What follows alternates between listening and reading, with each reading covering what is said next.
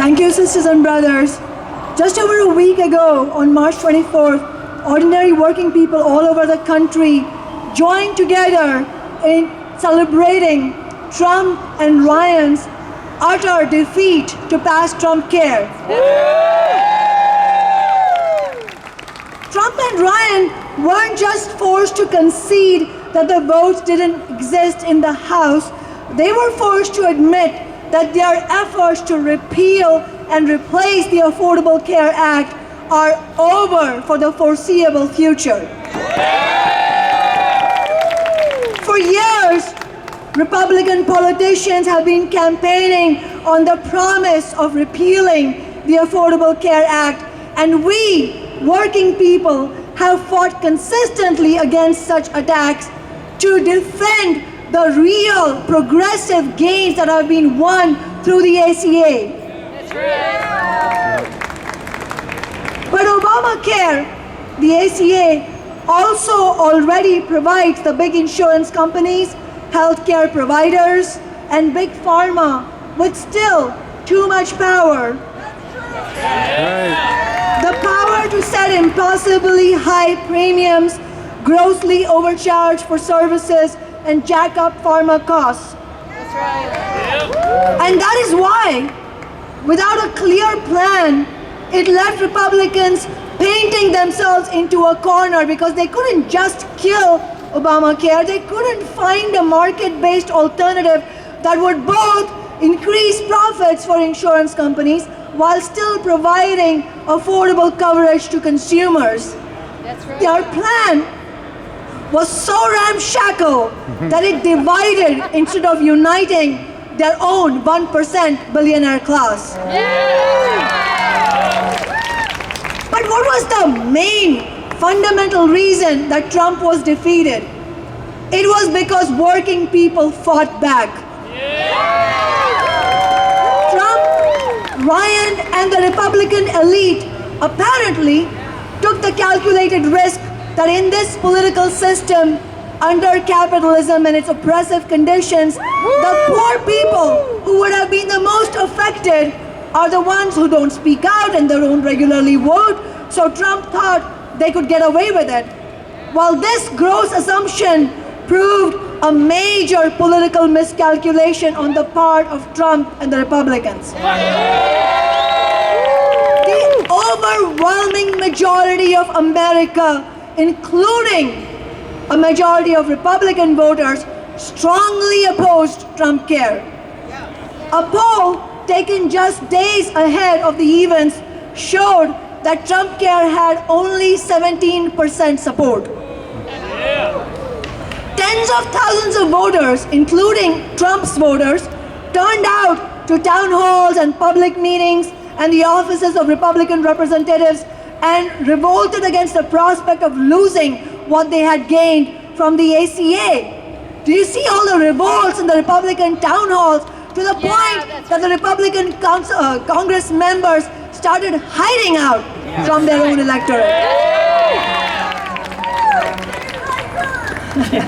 Dave Riker. While the defeat of this bill is a major victory, we must be clear, this is not the end of the fight, and that is why we are gathered here. On the one hand, Republicans are guaranteed to continue their efforts to attack and erode healthcare, pass regressive tax reforms, and they will particularly go after reproductive rights and funding for women's and trans healthcare providers like Planned Parenthood. That's right. And on the other hand, we know the Affordable Care Act is not enough. We need to tax the rich and deliver Medicare for all single-payer health care.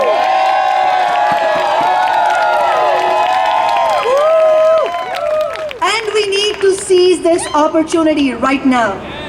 Trump and the Republicans face a major crisis in their party. Future efforts to force through right-wing, anti-women, anti-immigrant, and anti-worker laws will be imperiled within the divisions amongst themselves that have been exposed and deepened by the battle of healthcare. But while Republican Party divisions have been highlighted, particularly the resistance of the far-right Freedom Caucus, we do not have the luxury of lulling ourselves into complacency. That's right. We have to recognize this moment as a historic opportunity to fight for and win single-payer healthcare.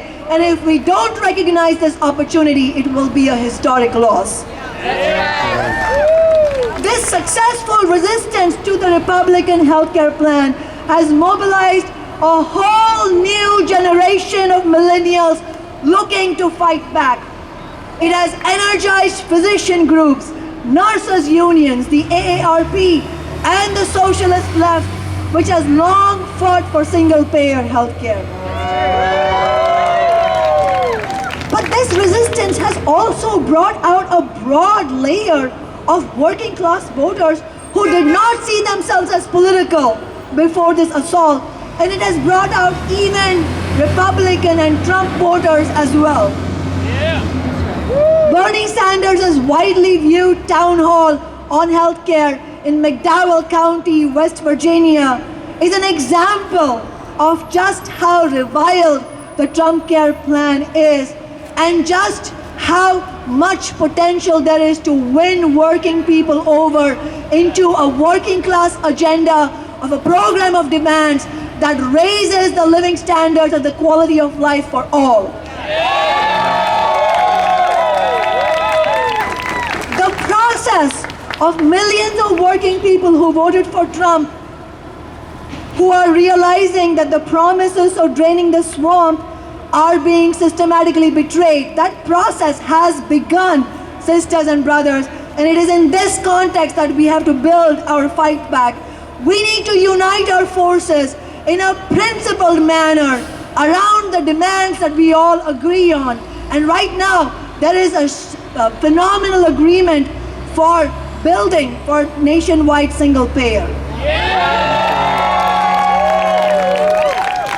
But if we are serious as a movement, then we have to be serious in our analysis.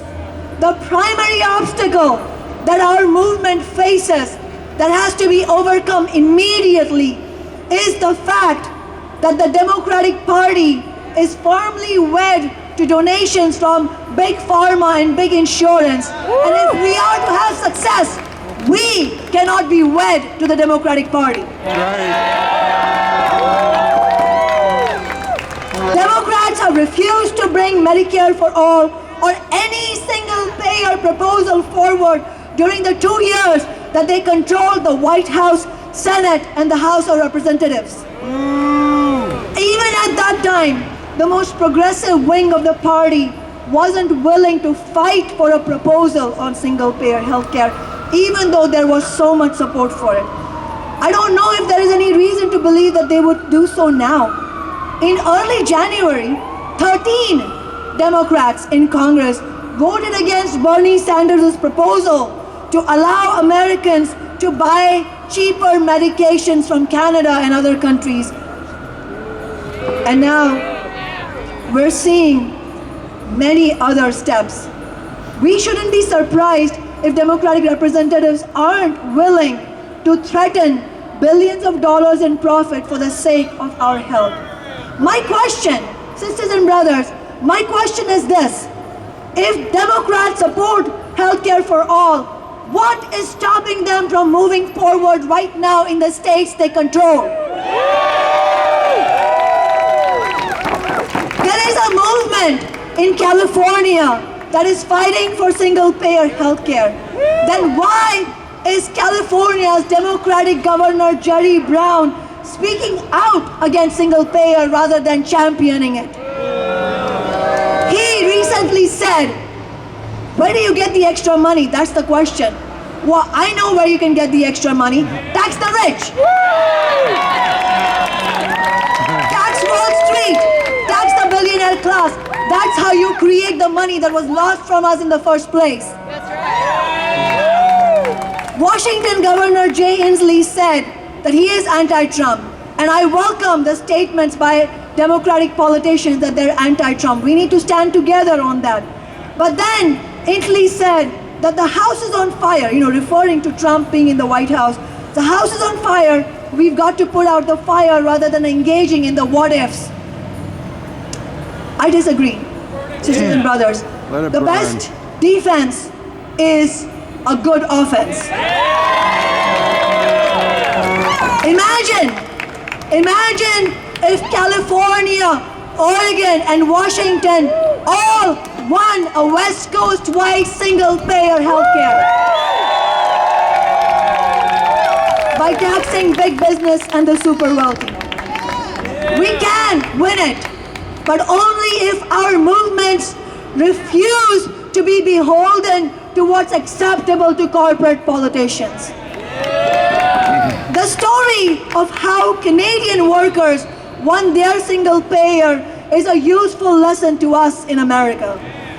Canadian workers had long fought for their right to health care, but only succeeded when the workers and the labor movement and the socialists in Saskatchewan province built a party independent of big business, the Cooperative Commonwealth Federation, or CCF, which described itself as socialist.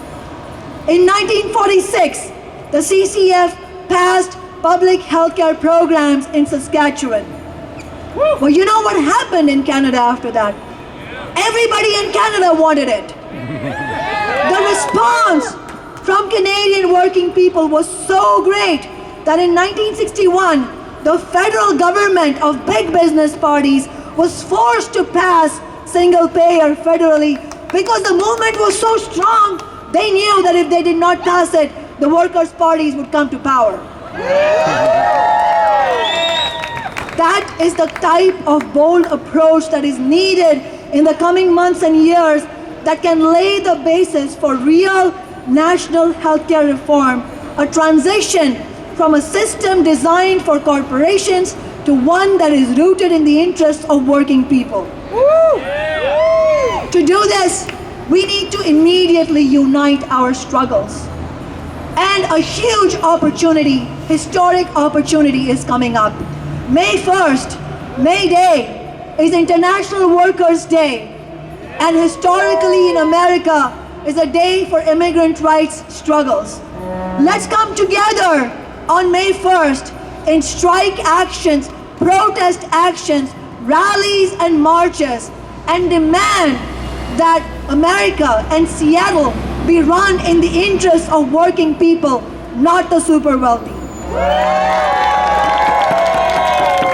Many workers in Seattle will be going on strike, including public school teachers, immigrant workers, and the student workers at the University of Washington.